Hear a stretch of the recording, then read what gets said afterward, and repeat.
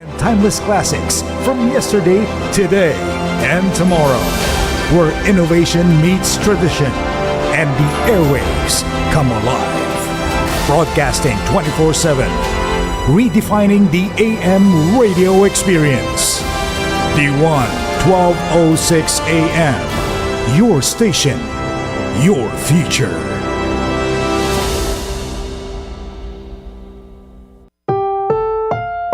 Ang susunod na programa ay rated PG. Patnubay at gabay ng magulang ay kailangan sa mga batang manonood. Join us as we uncover the stories behind every game-changing moment with Bill Velasco. Get ready to dive into the heart of sports because it's time for your favorite sports step into the spotlight.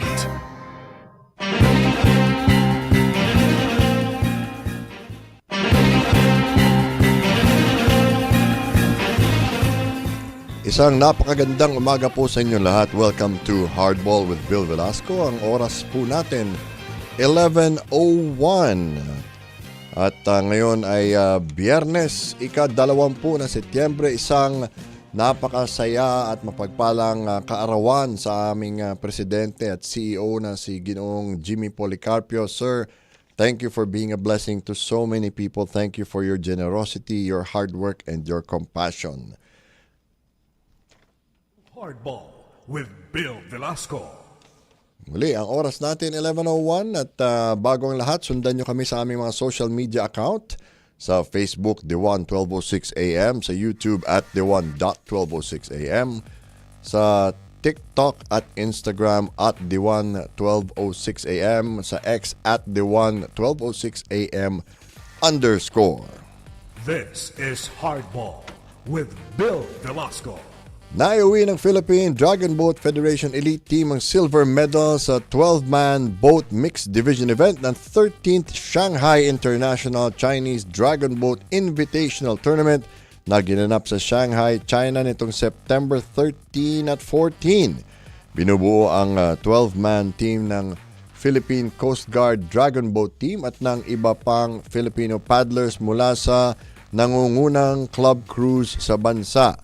Nakalaban nila sa nasabing event ang Dragon Boat Racing teams ng Russia, Qatar, Dubai, France, USA at home country na China.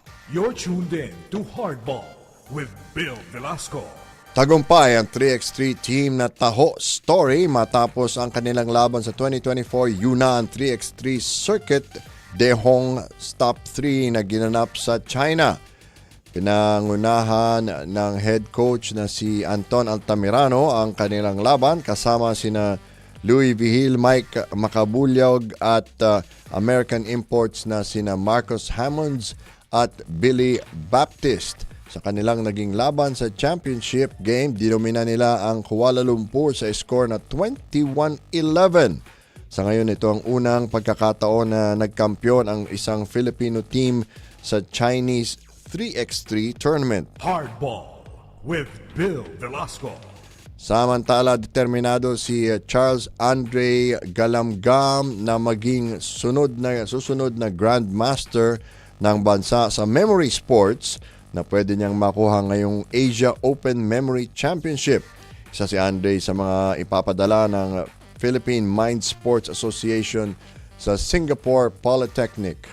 Kasama niya ang kanya mga kapatid na sina Chloe Andrea at Chelsea Ann, Veneer Manzalay, Jessica Reliora at Angel Sanchez. Buo naman ang tiwala ni Coach Ann Bernadette na magiging magandang performance ng grupo dahil sa mga naging preparasyon nila para rito. This is Hardball with Bill Velasco.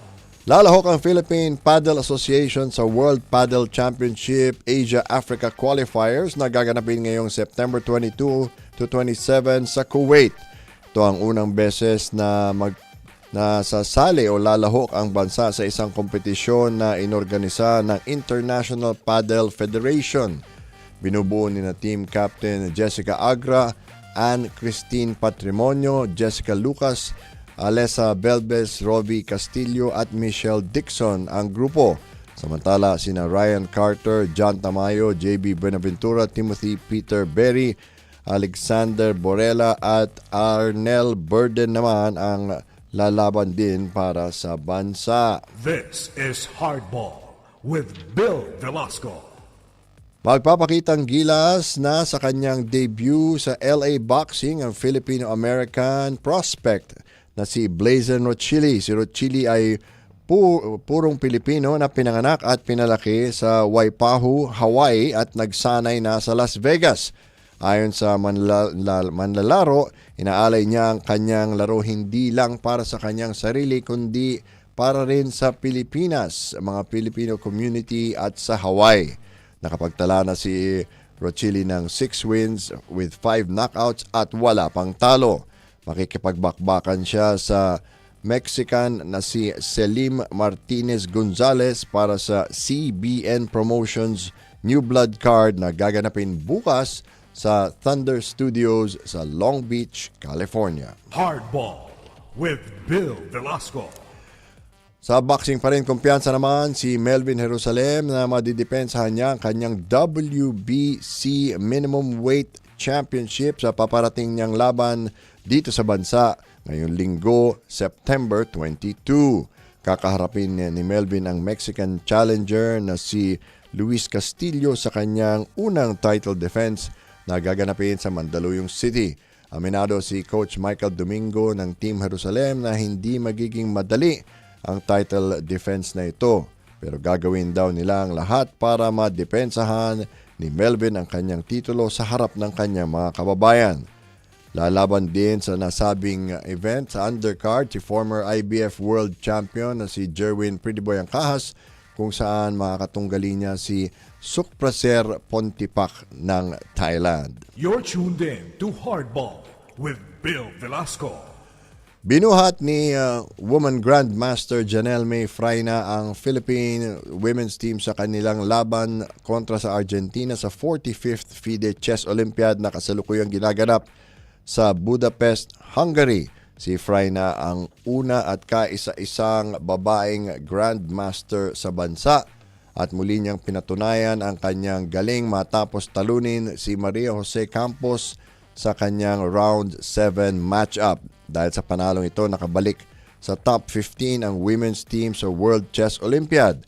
Sunod nilang makakalaban ang world number 16 Turkey sa round number 8. Kasalukuyang nasa rank 39 ang Pilipinas kontra habang nangunguna pa rin ang Team India. You're tuned in to Hardball with Bill Velasco. At sa iba pa mga balita, bigay todo sa pag-indak ang former NBA center na si Dwight Howard sa pagsisimula ng Season 33 ng Dancing with the Stars sa Amerika. Nag-debut si Howard kasama ang kanyang partner na si Steph Nedoroschik sa isang American gymnast. Pinasiklab ng NBA champion ang dance floor kung saan nakakuha sila ng 22 na final score para sa second place. This is Hardball with Bill Velasco. Binigyang diin ni Alas Pilipinas head coach Angelino Frigoni na malaki ang maitutulong ng suporta ng mga Pilipino para sa kanilang preparasyon sa 2025 FIVB Men's Volleyball World Championship. Nagsimula na ang 2 linggong training camp ng national team sa Italy kahapon at ito'y kung saan nakalaban nila ang Valle Alto Tevere. Muli namang pinahayag ni Coach Frigoni na kakailanganin ng koponan ang buong suporta ng bansa para sa paparating na World Championships na nakatakdang ganapin sa Pilipinas September 12 to 28, 2025. Hardball with Bill Velasco.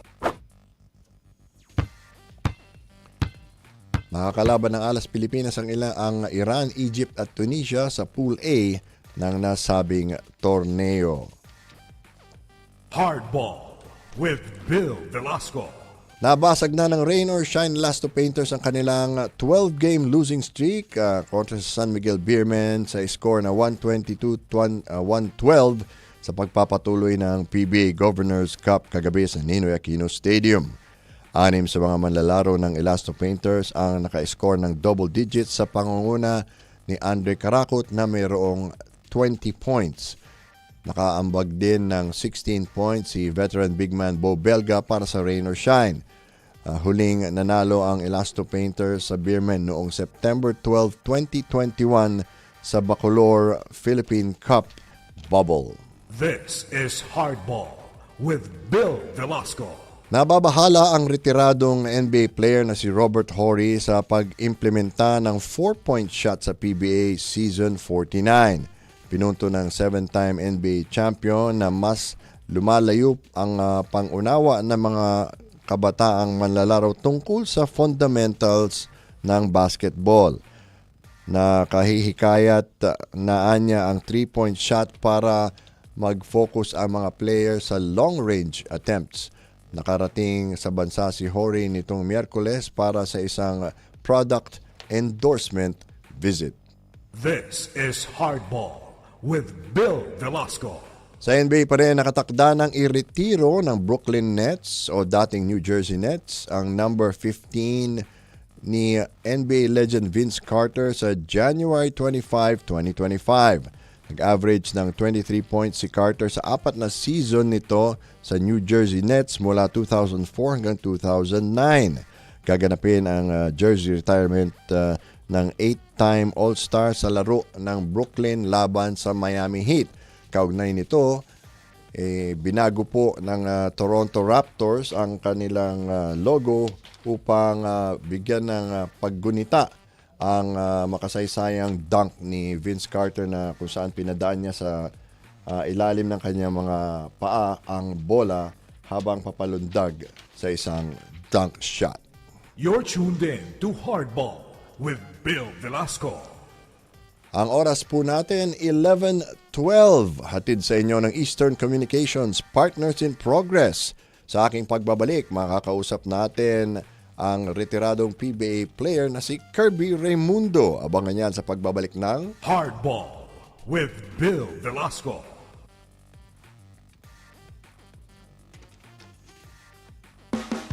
At the 1:12:06 a.m., we extend our warmest birthday wishes to our esteemed President and CEO, Mr. Jimmy Policarpio.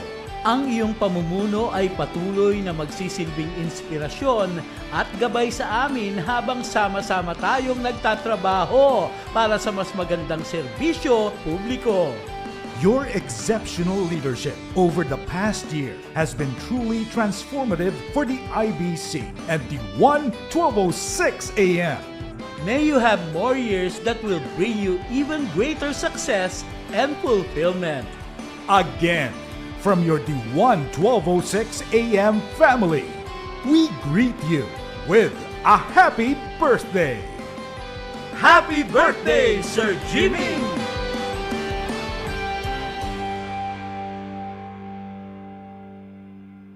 Samahan niyo ako, ang inyong pambansang pantanggal umay, kaka Mark Logan, na maghahatid ng tawanan, kulitan, at positive vibes lang. Kalogan, kalogan, kalogan, kalogan, kalogan, kalogan. Narito na ang inaabangang Kalogan sa radyo, dito lang sa The 1:12:06 a.m. The future of AM radio, ang radyo ng bagong Pilipinas. From timeless classics to the latest hits. Let your host, Terrence the Sting Khan, be your guide to a journey of melodies that transcend time. Rediscover the music closest to your hearts. Only here on the 1:12:06 a.m. The future of AM radio.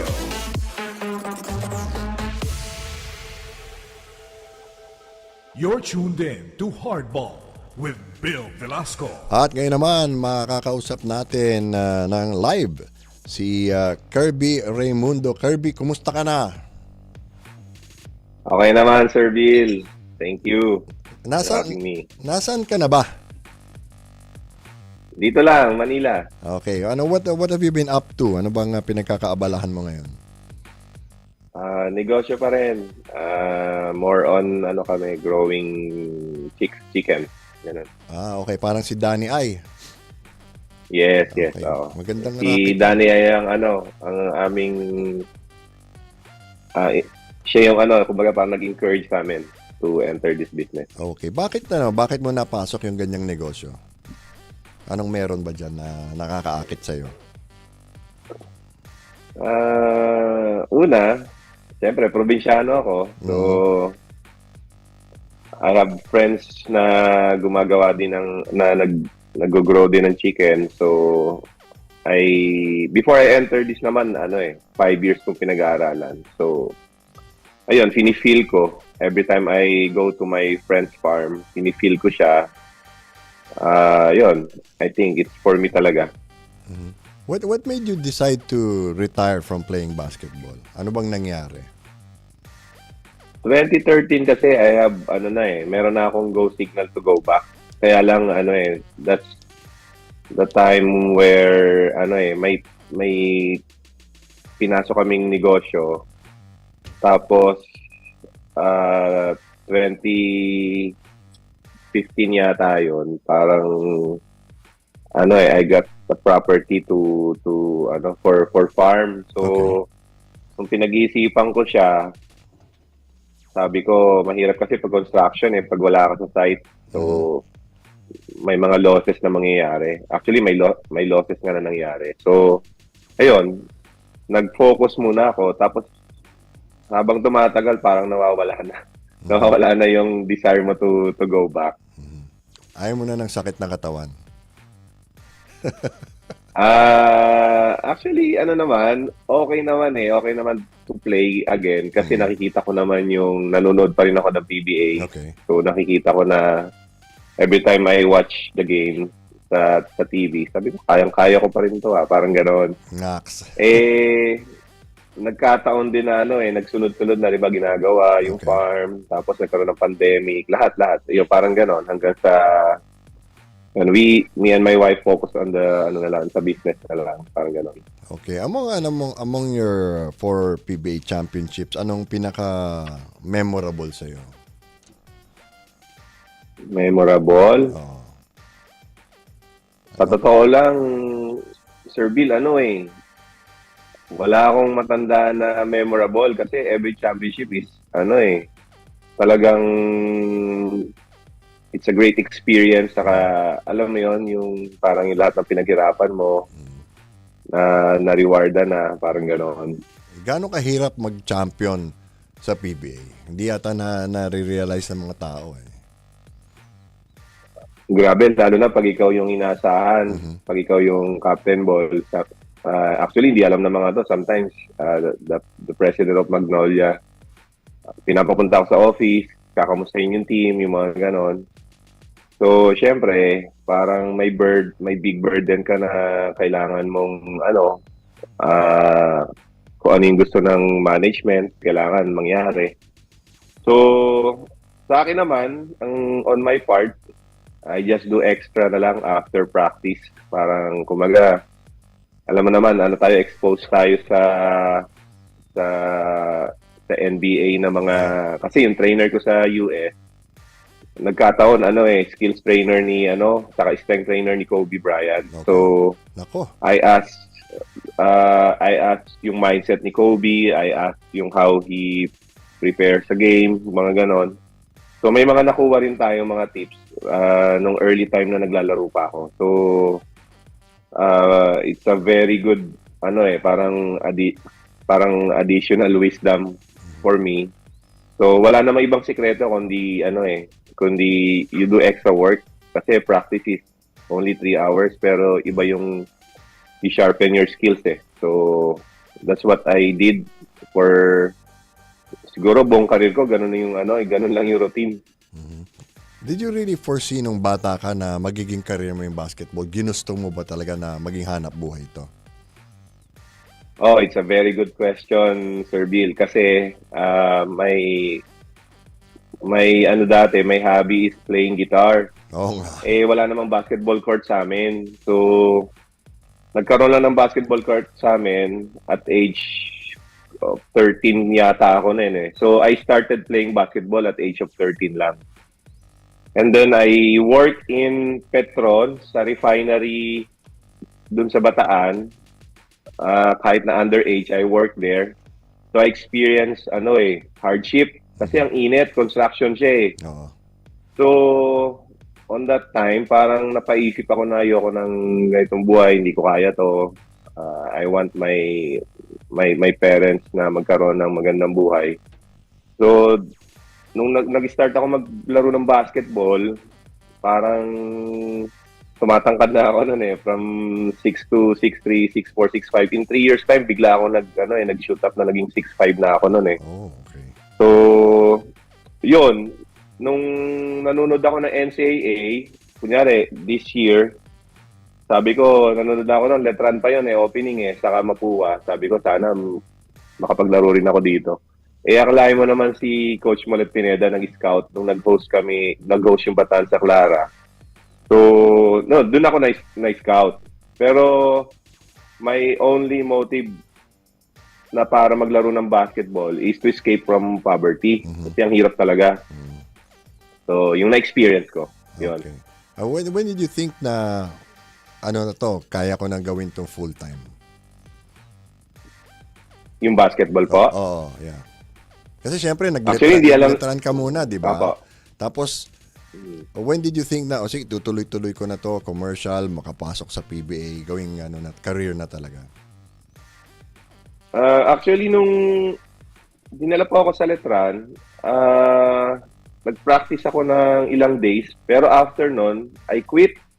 Kasi ang hirap ng practice. Kaya lang, nung pag-uwi ko ng Bataan, tumakas ako sa Bataan nun sa Letran, mga 3 a.m. yata. Kasi ang bus nun, meron ng 4 o'clock ng umaga eh. So, pagdating ko sa bahay, umiyak pa ako noon. Sabi ko sa nanay ko, hindi ko na kaya. Kasi almost every day sumusuka ako after practice. So, hindi ko kaya yung kasi from province na hindi naman organized, yung interbarangay, yung lima-limahan lang. Tapos pagpunta sa Letran, kakaiba eh. Ang hirap ng practice.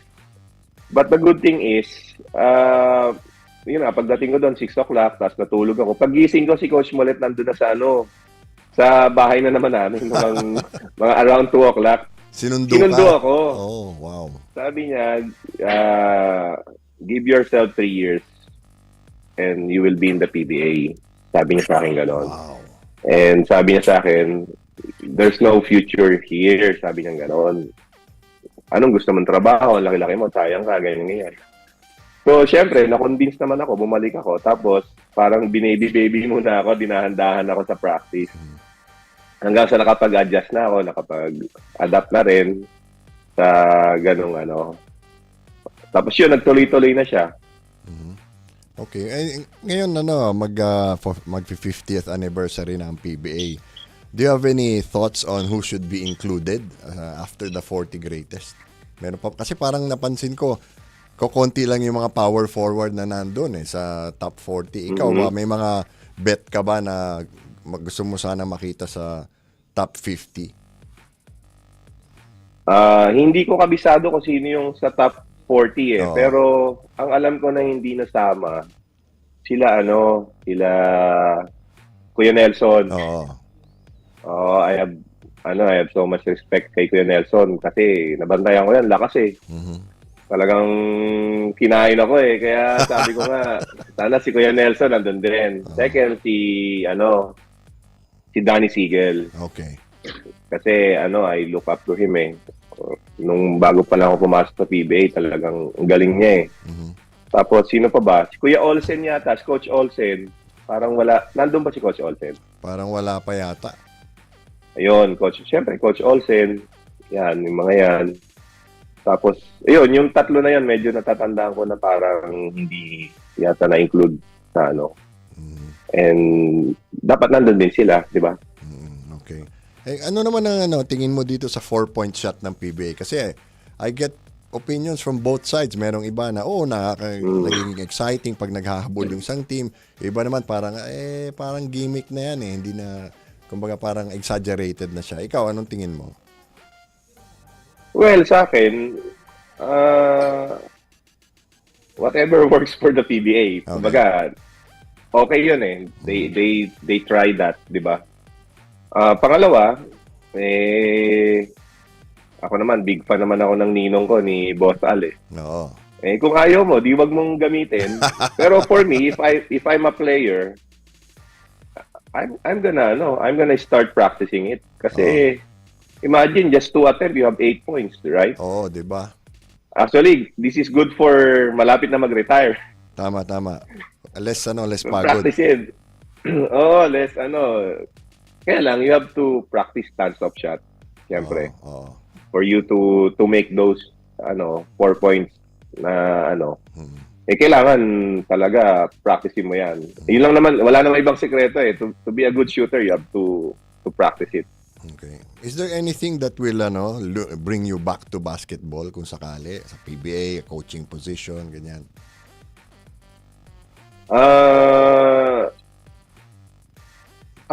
Tawag dito, andyan pa rin naman yung heart ko sa basketball. Actually, quiet lang tayo sa Bataan.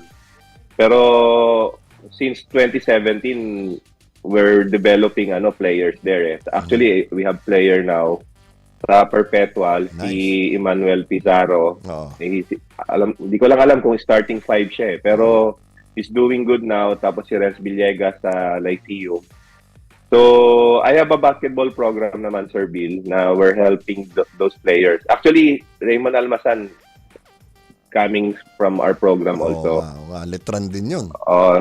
So, may mga players tayong tinutulungan, dinidevelop. Pero, hopefully next year, magkaroon na kami ng sariling basketball gym yung program namin. So, that's my goal, to build the gym so that we have, kumbaga parang training facility for the players that we're developing. Okay. And my goal is not only for Bataan kasi I have mga childhood friends na who are passionate for coaching. So actually some of them are here in Manila. So pag dumating yung time na yon, so they are perfect for the facility. So they're gonna be the one to help the young players. I'll just oversee them na lang. Okay, that's great. That let me know how we can help. Alam mo naman tayo basta. Yeah, we're gonna invite you pagka pag blessing na, pag dedication na ng facility namin. Okay, maraming salamat sa oras mo, Kirby, and we wish you the best as always. Thank you, Sir Bill. Okay, ingat. Si Kirby Raimundo po. Sa ating pagbabalik, si Gretchen Malalad naman ang ating makakapanayam Thank you. dito sa Hardball with Bill Velasco. Usapang pagkain pa ba ang makakalimutan? Siyempre, hindi pwede yan. Handa na ba kayo para sa pinakamahusay at pinakamasarap na food trip sa radyo? Dito lang yan, sa bagong radyo ng Pilipinas, DWAN 1206. Sa bawat oras, siguradong mangingibabaw ang sarap at kakulitan ng mga pagkain na ipapakilala ng inyong pambansang pantanggal umay. Kaya Jack, hindi ka mabibitin! Samahan kami sa paglalakbay sa kusina kasama ang iba't ibang mga chef na tunay namang magbibigay ng kakaibang gawaing masarap sa pandinig at masarap ang lasa. Tunay na culinary adventure na hindi nyo dapat palampasin. Makinig lamang at manood sa DWAN 1206, the future of AM radio. Kanino ka ba dapat maniwala? Tandaan, tanghali na lang ang tapat. Tutok na dito lamang sa DWAN 1206, ang radyo ng bagong Pilipinas. Hindi ka mag-aalinlangan sapagkat walang kasinungalingan dahil ang hatid sa inyo ay balitang tapat at walang kinikilingan. Si Gretchen Malalad at ang mga karate instructors na sina Ian Hereos at Catherine Buot from Karate School Manila, affiliate of the Japan Karate Association. Fight! Okay, so first of all, Gretchen, kwentuhan mo ako about the background itong Karate School Manila. Okay. Hi, Bill. Thank you again for inviting us. So, kasi as you know before, we were members of the national Yes, team oh. in karate. We competed internationally. So, kami magkakasama. Actually, si Ian was a former national team kata player. He's the founder of Karate School Manila. And ako, as you know, kasi I went into journalism after the national team, di ba? Magkasama tayo sa trabaho. Oo naman. Then, Baka medyo ilaglag mo ako, sabihin ko na mas matanda pa rin ako. Hindi naman tayo nalalayo. Okay. So, from there, medyo natigil ako sa pagtuturo ng karate. Then, ngayon na medyo mas, because I become a freelancer na ako ngayon na journalist So, I have time. So, I'm now teaching again under Karate School Manila dito kay Sir Ian and kasama ko si Catherine Buot. Dati kami mga members ng national team. I think Ian can talk more about the school. Okay. Abutan nga natin ng mic si Ian para parang ayaw niyo pagsalitain. Let's talk a little bit to Catherine also. Catherine, why teach? Diba? Bakit pinasok mo yung pagtuturo? Kasi maraming walang pasensya sa pagtuturo, di ba? Lalo ng mga bata. For me, I just actually came from Belgium kasi doon ako nagtitraining. But when I found out, kasi babalik ako ng Pilipinas, I really wanted to share what I learned sa lalo na yung with our organization na Japan Karate Association.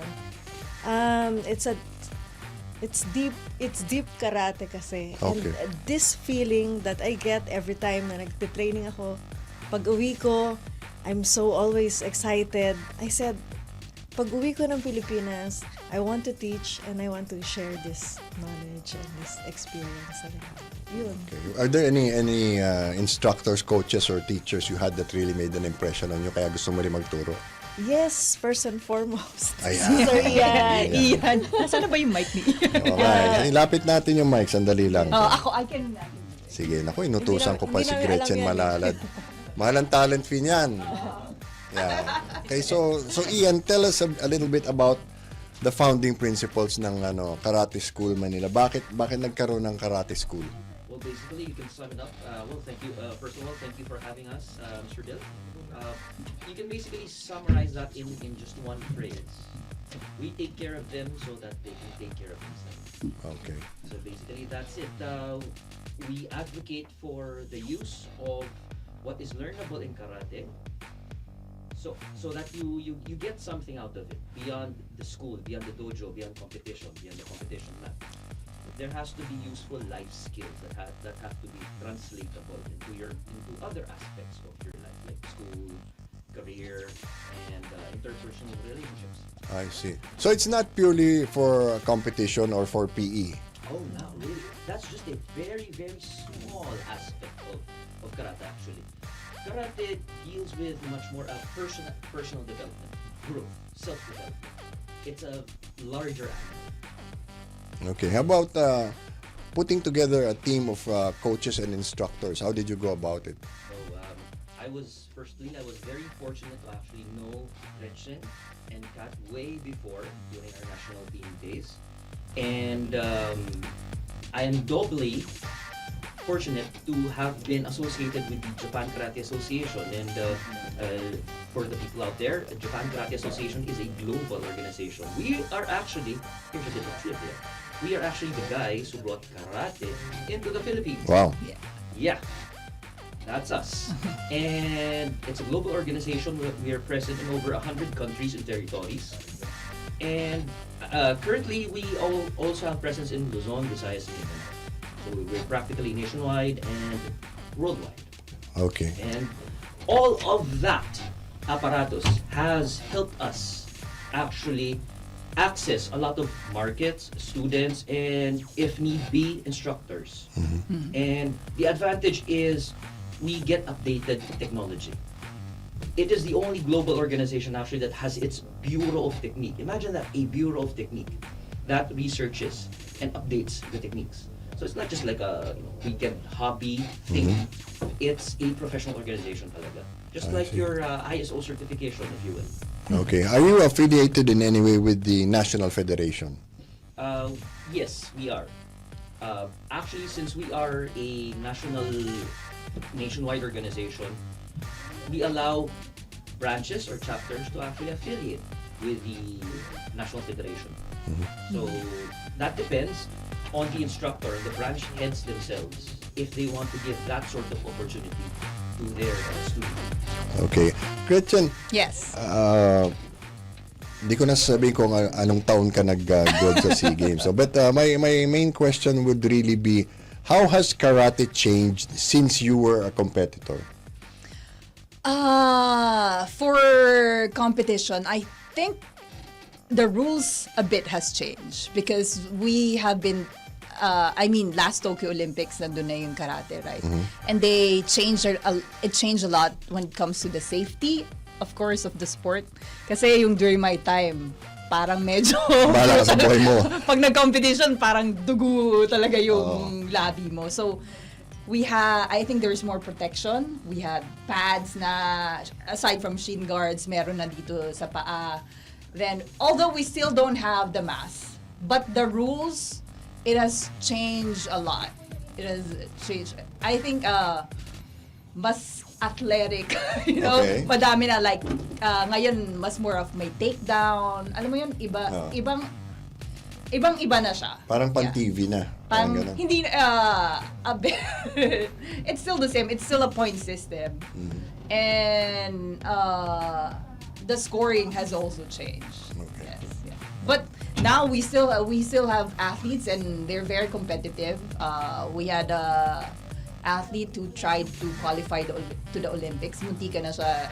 Her name is Juna Suki. Yeah. So sayang nga eh. Then we had, I think it was the bangs. it was the bags. Sorry, So, yeah. Juna. Sorry. But she just won her She just won. debut. Now Yes. she's in MMA. MMA, yeah. Oh. That was another thing I wanted to ask Catherine. No? MMA seems to be breaking down into the various component sports. No, may mga bumabalik ng jiu-jitsu. Even Lions Nation and Edward Folayang, they're fighting already in kickboxing, Muay Thai. Anong impact nun sa inyo na tuturo ng karate? Well, yeah, in MMA, no, you will really notice the people who are fighting there. Siyempre, Lyoto Machida, number 1, karate. Yeah, now, since, and now Juna from karate also is now doing MMA. Well, MMA is, how do you say it? Exploding, right? It's the commercial sport. It's a commercial sport, yes. Yes. Tapos, yeah, dahil they're now famous, ano naman yung karate kasi, Medyo niche. I think we benefit, all of the martial arts has benefited from the MMA, the commercialism of. Siguro lang, of course, they are very traditional, yung mga dati na who would not agree on this, but times are changing. Okay. You know? People, I tried other martial arts. I tried, diba? I like training with, I even trained with Taekwondo in Paris. Yung mga ganon, I tried like other martial arts. So, I think the competition and the commercialization, all of the martial arts has benefited from it. It's just, we need to adjust to the times. Yeah. Okay. And basically, in the eyes of the public, it's MMA is karate, is judo, is kumbaga, it's everything. But just like what Gretchen said, it benefits us all. Because in the eyes of the public, there is no distinction. Yes. They mix up, martial art is martial art to them. It's just like menudo or porridge for them. They can't, Lugaw na, konji pa. yeah, they can't single out the grains. So the dish is the lugaw, the grains are the different martial arts.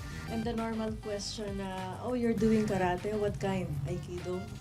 There you go. What kind? Jiu-jitsu? You're doing karate. So, in retrospect, it benefits us all. Yeah. Okay, but in particular karate, how do you go about making it more popular? I mean, do you take the school route by getting into PE and the various schools? You have a publicity campaign. How do you promote the sport? Oh, basically for us, if you boil it down, the most basic is we stay hardcore, if you will. We don't try to commercialize. We try to maintain the integrity, the spirit. The founder of Shotokan Karate, Gichin Funakoshi, said that, well, to paraphrase, is you have to honor the spirit, but be flexible in its expression. So we try to honor the spirit, but we try to adapt to the times. Like some of us, and I did mention earlier that JK is a nationwide organization. Some of us actually specialize in the academe. Oh, okay. Others specialize in like more commercial locations. Like us, Karate School Manila is actually, although we do have a location here in Quezon City, which is the Quezon City NBS College. We hold classes there every Saturdays, 3 p.m. We also have locations in both Alabang, that's a village. We convene classes at the clubhouse. And in DGC, that's a commercial area. Yeah. So it's basically we try to go to where there are people who are willing to learn. And that's how we try to, and we try to be active in social media as well. And we try to not only just put out, or if you, pardon my French, but vomit like content, whatever. We try to actually come out with quality, useful content. Okay. What about in terms of staging competitions? Do you do that on your own, or you have somebody else who does that and you just join? Oh, that we do both actually. Okay. There's the National Federation that actually has this roster of competitions, whether regional, local, national, international, and JK also organizes its own events, like again its own regionals, local, national, and even international events. International. Actually, Yeah. Catherine Buot will be participating in There you go. That's in the World Tokyo Cup. Yeah. next month for October for World Championship. Okay. How do you prepare for something like that? I mean, it's huge. Yes, it is huge. So I try to do strengthening, and we have training camps Every weekend. not every weekend, but the whole Luzon team, Okay. we gather in one place, our headquarters in Batangas, and all of the players. The first camp, we stay there for 1 week. So it's from morning till evening, 3 times. Three times a day training. Oh my goodness. We still do that even at this age. I'm playing on the 40 plus. It's a master's division. Do you get to scout your opposition? Do you know who you're going to be fighting against? O bunutan niya pagdating dun? Yeah. When we get there, bunutan. Pero like now, what we do is during our rest, pag training camp, is we watch mga YouTube videos. Okay. So we Yeah, stalk because most of the players. athletes now, they have their own channel, diba? Yeah. They post their own competitions. I think it's easier now to scout. I mean, kesa yung during my time that I need, bumibili pa kami ng CD or yung mga DVDs. Hindi ko na inaabot yun. So anyway, Yung sa akin, cassette pa eh. cassette pa. 8-track pa. But ikaw, Gretchen, do you miss competing? Now, I am just happy, training the small kids. Ayaw mo na I mean, nasakit ng katawan. Ayoko na nagsakit ng katawan. I had a lot of injuries during my days. Yeah. And hindi na tayo bumabata. Aray. Hindi na tayo bumabata. I can feel my injuries. I go to the PT regularly. So, but I just enjoy teaching young kids, Okay. Hoping that sila din, encourage them Pass it to on. be, I pass it on, and hopefully they would continue training and they would also compete and represent the country. Ian, what's the value for you? I mean, why do we need something like Karate School Manila? What's the fulfillment you get out of it? What is the value for you to society at large? Oh, that's a very, very good question, Mr. Bill. parents actually, here's an insight. A lot of parents actually come to us because they kind of need help to develop their kids in either their social skills, the social skills of their kids, their kids' physicality, because most of the kids now, like, they're locked indoors, you know, overly engaged with their gadgets.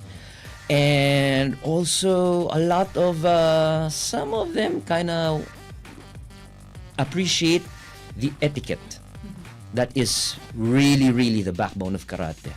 So, like, the first thing that you learn in karate is actually not how to punch, not to kick, but how to bow. Yes. And it's basically not really what you call that, being subservient to anyone, but actually acknowledging the other person and respecting no matter what your differences are.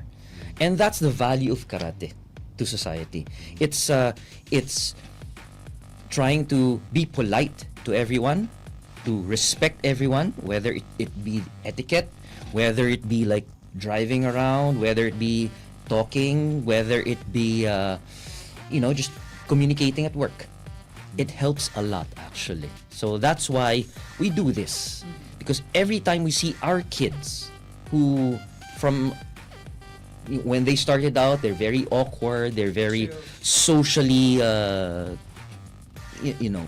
also the confidence, right? Yeah. I mean, we had parents going to us and telling us that, thank you, my kids now they're more confident at school. They're not afraid of talking to the teachers and the classmates. They're more sociable. And I think the discipline that they got from karate, they apply it sa school nila. So they practicing, schedule, diba? Yeah. They also study more. Based on your experience, Gretchen, ang mga bata ba ngayon parang mas less active now, less physically strong compared to the old days when, people would go out? Yes. Ngayon, parang ayaw na madumihan yung kamay, ayaw ng Well, pawisan. we have to admit, yung time natin, nagpapatintero pa tayo. Di ba? Meron pa mga... Chato. May mga chato, meron pa mga ganon. Kids now, they're always inside. Di ba? And it's not just because of the pandemic. It's not just because of the pandemic. It's because of the gadgets. So, I think some of the parents nga, sabi ni Sir Ian, they want their kids to become more active. But it's just a matter, their kids, they're malleable. Di ba? Okay. So, Kasi bata pa. so it's just easy to transform them, and with practice and training. Yeah. Okay. We're like their outsourced PE. They're so sweet. That's a good point, because Yeah. not all schools have martial arts, and not all schools have firm PE programs. Exactly. And it's a good thing now. Nowadays, we actually have like quite a number of students who do PE with us. They outsource the I think schools. the homeschool. Not even the home schools, Yeah. even the brick and mortar schools. Okay. They actually allow that now, and then it's a wonderful thing. Yeah. The schools would say, sorry, we don't have martial arts, but you can outsource your PE. So they come to us. They come to Karate School Manila. That's great. Kasi there are over 2,000 high schools in Metro Manila alone. And a lot of these schools don't even have a PE department. And normally, it's basketball. No? Kasi yun ang pinakamadaling ituro. And then, in terms of outsourcing, nagsimula yan sa ice skating. Nung naging bahagi siya ng PE program, they started sending students to SM. And now, they realize that idea is applicable to other sports as well. There we go. Diba? So, parang para sa mga magulang also, ikaw, Catherine, para sa iyo, anong value ng karate? Nadami. Nadami. Paano nabago yung buhay mo ng karate? Malalim yun. I started when I was 9 eh. Okay. So last year? I'm 40. That was 40 years. First of all, discipline. And this attitude or character na you don't give up easily. Okay. And like now I have a kid na nagkakarate din. And I try to, teach him these characters that the three of us here, na lahat yon na daanan namin. And this never giving up attitude and of course, the independence, confidence, madaming. There's a lot of factors when you practice karate. Okay. You know, Bill, Kat is also the coach, one of the coaches sa Dragon Boat National. Yes. Kakagaling lang yan sa Manila Bay kanina, nag-training yan ng Dragon Oo, Boat. hindi, ang biro nga namin kaya sila gumagaling kasi sa dumi ng tubig ayaw nila malaglag. Diba? We had your Secretary General on the show the other week. So, yung PDBF. I wanted to ask ikaw, Gretchen, you know, how you've done so many things. You've been in beauty pageants, you've been a yes, I remember. Oh my God. You've competed for the national team, you've been a journalist, you've studied overseas. How has karate molded you or changed your life to be able to do all of those things that traditionally women do not do? I think thanks to karate is a secret. The things that I learned, the discipline and everything, the value of hard work, it's all because of karate. Like for example, when I was still an athlete when I joined Binibini. Okay. Right? I know it was hard for me. It was it was a different world. But in my mind, parang it's just training. It's just a competition, which I have already done. So I just applied these things that I've learned from karate in any other sports. Also, like in journalism, I mean, I studied it in college, but you know, after being an athlete, actually started late na diba, in journalism when I retired. So it helped. It wasn't hard. I know it's not gonna be hard, but I'm not going to give up. I think it's the mindset. And I still apply it in everything that I do. Okay. Ian, how young can somebody start karate? Or is there an age where you can't really teach them anymore? How does it go with regards to age? Well, our official tagline is that we accept from ages 7 to 70. But basically, there's no limit. Although the floor age, there's a reason why we actually do that. Because in day one, we make the students understand. Everyone understands, even parent. We make them understand that they have to be responsible with the skill that they learn in our classes. Don't practice it on other people. Yes, it is not a plaything. Don't brag to it. Don't brag about it to your classmates.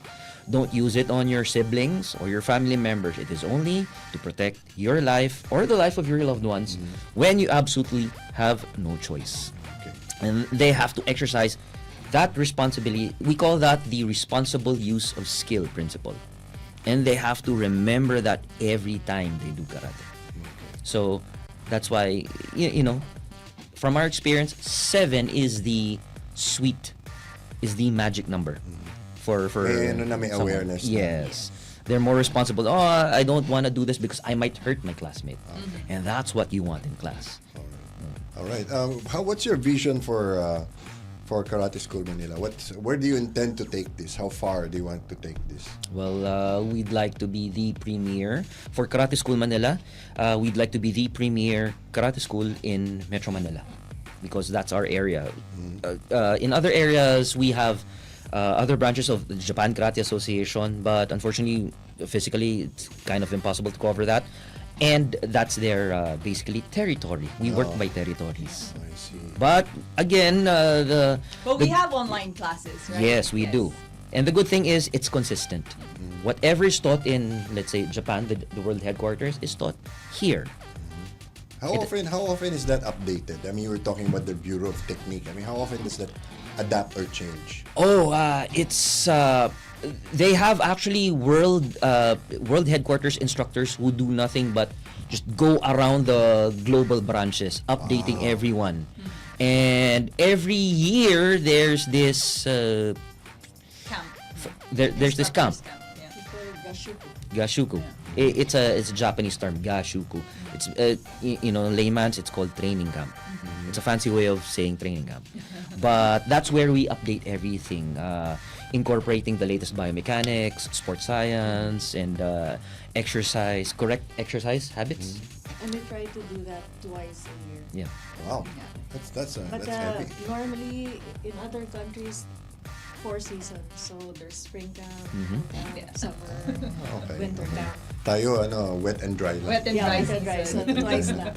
But I wanna add on that, The Japan Karate Association, the headquarters in Tokyo, their instructors or senseis. That's their job. So they go there 8 to Yes. 5, and that's what they do. They're professional teachers. Yeah. They really, Refine. not craft. just refine, but they really study Yeah. bits and pieces of your body, the movement. Detalyado one movement, talaga. so Yes. in detail. And that's what they do. So, And that's what they give to us. so how do you, I mean, is that like you take a test for that when they update, or how does it go? In the camps, so pag nagka-camps, they will update us, no? But about the examinations, yes, we do have examinations.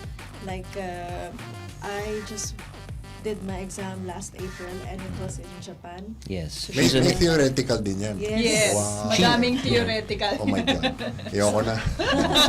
so basically, Mr. Bill, Kat here is an internationally licensed Licensed instructor. Wow. So basically, wherever there is JK presence, her credentials are Yeah. recognized. Okay. What now, in other sports, Gretchen, they choose to play abroad, they they earn more money there, or they become, we were talking about Jaja Santiago earlier, she's already Japanese, but she's still not allowed to compete for Japan, but she can play commercially there. Is there such a thing in karate? Is there a circuit? Is there a professional tour? May ganun ba? Now is there? Karate one. Karate 1, right? Premier. It's Karate Premier. Premier League. I'm not really yung ngayon na Kasi nga ayaw mo na Kasi nasakit ang katawan. I don't follow that much competition. Oh. I follow now like the traditional. I'm going back to the traditional, strengthening Roots, my yeah. body, the roots. Ganun It's ata not the talaga age. pag ano Yeah. It's not the age, it's the mileage. Yeah, it's a mileage. Yung the competition, I really don't follow it that much. okay. Or except, to cheer for them, Okay. I do. So I think Ian has more knowledge on this, the K1.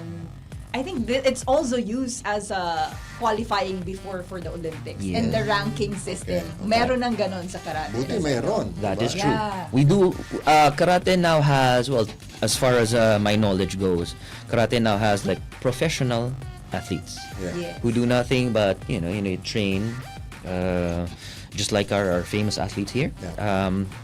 And there are actually the World Federation actually organizes competitions where you actually can gain monetary pricing. Yeah.